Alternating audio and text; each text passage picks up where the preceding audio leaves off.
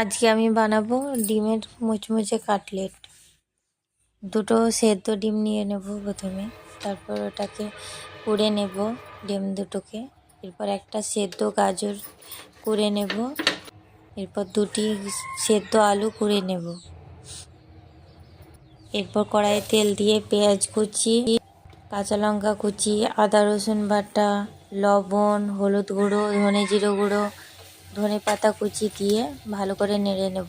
তারপর লাল হয়ে এলে ওই সেদ্ধ আলু ডিমগুলো দিয়ে একটু নাড়াচাড়া করে নামিয়ে নেব।